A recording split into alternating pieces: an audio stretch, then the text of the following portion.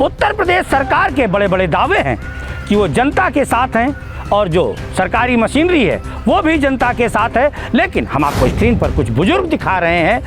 इन बुजुर्गों की आंखों की ज्योति चली गई है। कारण ये है कि बर्रा क्षेत्र के एक निजी अस्पताल ने ऐसा इलाज किया कि इनकी आंखों की रोशनी चली गई, इनसे पैसे भी वसूले, लेकिन अब ये जितने भी बुजुर्ग हैं अपनी आंखों की रोशनी खोने के बाद जिला प्रशासन के, पुलिस प्रशासन के चक्कर काट रहे हैं न्याय पाने के लिए। कौन लोग हैं ये, क्या कुछ हुआ था, कौन अस्पताल है जिसने इनकी आंखों की ज्योति छीन ली और ये कैसे दर बदर की ठोकरें खा रहे हैं, कब से खा रहे हैं, क्या कुछ हुआ है, हम दिखाते हैं कुछ ही क्षणों में। कानपुर नगर के थाना शिवराजपुर क्षेत्र के सुगरदेवा गांव में निवास करने वाले कुछ बुजुर्गों ने एजेंट दुर्गेश शुक्ला के झांसे में आकर वर्ष 2022 नवंबर माह में आकर बर्रा 2 स्थित एक निजी अस्पताल आराध्या आइस हॉस्पिटल में डॉक्टर नीरज गुप्ता के पास नवंबर माह में लगे सरकारी कैंप में जाकर आंखों का ऑपरेशन कराया था, जबकि सरकारी कैंप की अनुमति सीएमओ कानपुर से नहीं ली गई थी। कैंप में आए सभी लोगों से दुर्गेश ने 1,500 से 2,000 रुपये वसूल कर आधार कार्ड व अंत्योदय राशन कार्ड जमा कराकर कागजों पर हस्ताक्षर व अंगूठा लगवा लिए थे। इसके बाद एक घंटे में सभी मरीजों का ऑपरेशन कर बिना फाइल दिए घर वापस भेज दिया गया। बुजुर्गों का आरोप है कि डॉक्टर व स्टाफ और एजेंट दुर्गेश शुक्ला की लापरवाही से अगले दिन सभी मरीजों की आंखों की रोशनी चली गई और आज तक वापस नहीं आई। सभी ने बर्रा थाना क्षेत्र में आरोपियों के खिलाफ मुकदमा संख्या 754/2022 धारा 419 व 338 दर्ज कराया था, लेकिन बुजुर्गों को जब ज्ञात हुआ कि जांच कर रहे दरोगा जी ने मामले में फाइनल रिपोर्ट लगाते हुए आरोपियों को क्लीन चिट दे दी है, तो सभी पुलिस कमिश्नर के दफ्तर पहुंच गए और उनसे न्याय की गुहार लगाई है।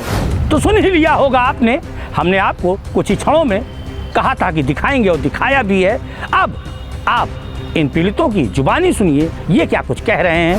गाँव सुगरदेवा है। क्या शिकायत कर रहे हैं, क्या समस्या? शिकायत क्या साहब, आँख चली गई हमारी। हाँ, तो अब शिकायत करने आई, चल फिरने से असमर्थ है और परेशान है। ये आराधना है वहाँ बर्रा में। कितने लोगों का ऑपरेशन हुआ है? करीब 10 लोग गए थे, जिसमें 7 लोगों की आँख चली गई। तो पुलिस में आपने कंप्लेंट किया था, तो पुलिस ने क्या कार्रवाई? नहीं, पुलिस नहीं, फिर हाईलाइट में उन पर कहा हमने, तो हमारे जब दर्द होता था बहुत ज़ोर से, तब उनसे कहा तो वो इंजेक्शन लगा देते थे। फिर हाईलाइट में 10 दिन भर्ती रहे और हाईलाइट के बाद में फिर दिखाया तो हमने शंकरा में भी था, लेकिन शंकरा में बताया कि सोमवार को आना। फिर हमने सांसद जी से शिकायत की तो सांसद जी ने ये कहा कि ठीक है जाइए वहाँ। तब वहाँ गए तो वहाँ से फिर यहाँ आए। ये सब हमारे गांव के, ये हमारे पिताजी हैं और इन लोगों को हम सबको लोही लेके, इन लोगों की आँख खराब हो गए थे बर्रा 2 में जो अनुराधा हॉस्पिटल। और अब जो डॉक्टर जो थे नीरज गुप्ता, इन लोगों ने, और जो एजेंट जो हमारा था उत्तरीपुरा का दुर्गेश शुक्ला, वो लेके आया था इन लोगों को, सभी लोगों को बर्रा 2 में। अब ऑपरेशन किया था नीरज गुप्ता ने। उसके बाद क्लेम हम लोगों ने, ये हम लोगों का नवंबर में ऑपरेशन हुआ था, 2 नवंबर को। उसके बाद जो दिखाया कि रात भर इनकी दर्द होता रहा पिताजी को। फिर दूसरे दिन हम लोग जो है रामा हॉस्पिटल में दिखाया, रामा नहीं संगरा में, वहाँ जांच कराई। तब उन लोगों ने बताया कि लोगों की सबकी आँख की रोशनी चली गई है। ये सब आपके सामने मौजूद खड़े हैं और इसमें अभी 1-2 आदमी आए नहीं है।